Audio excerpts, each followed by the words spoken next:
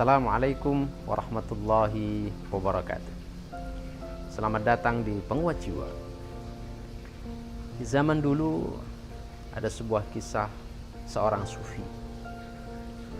Dia bekerja di pasar sebagai orang yang ditugaskan untuk angkut-angkut barang. Hidup dengan sederhana. Dari kerjaan itulah dia mencukupi kebutuhan hidupnya.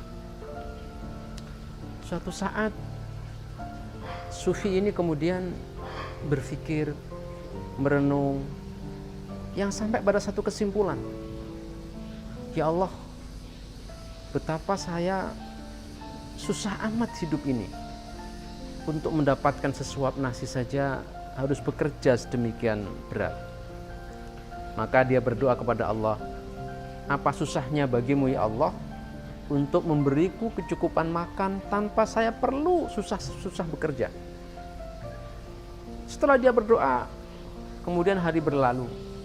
Keesokan harinya dia bekerja di pasar seperti biasa.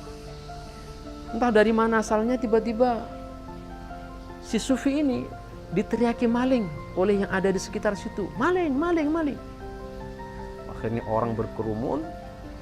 Kemudian sufi ini kemudian dijadikan sebagai sasaran oleh sekian banyak orang. Kemudian datanglah polisi atau petugas keamanan yang ada di situ. Dia diamankan. Kemudian dibawalah sufi ini ke kantor polisi, ke kantor keamanan. Dia ditahan di situ, akhirnya dimasukkanlah dia ke penjara. Pagi dia dapat jatah makan 1 piring nasi. Sore dia dapat jatah makan 1 piring nasi. Setelah itu kemudian dia baru merenung. Ya Allah, kenapa kemudian Engkau masukkan aku ke penjara?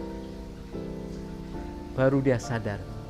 Ternyata itulah ijabahnya doa Allah ketika dia meminta supaya dia bisa cukup hidup makan tanpa bekerja.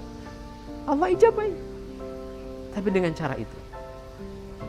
Maka dalam satu penjelasan Imam Nawawi ketika beliau menerangkan salah satu firman Allah, innallaha kana bikulli syai'in alima. Sesungguhnya Allah Maha tahu segala hal.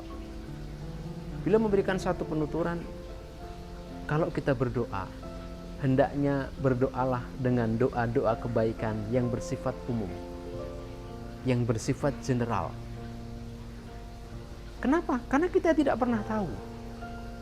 Kadang-kadang kita pingin, ya Allah, saya pingin punya motor yang keren, saya pingin punya mobil dengan merek itu, saya pingin punya kekayaan sejumlah ini.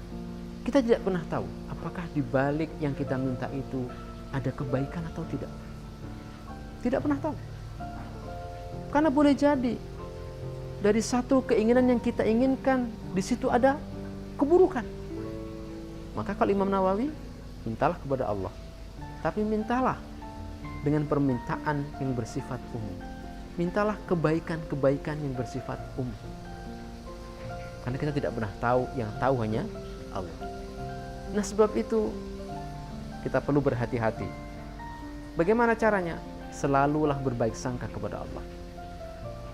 Selalulah berpikir positif kepada Allah. Karena sungguh tidak pernah Allah itu mendolimi makhluknya.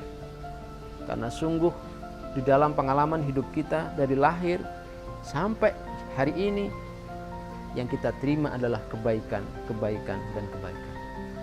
Yang kita terima adalah rahmat dan kasih sayang. Maka selalu berbaik sangka kepada Allah.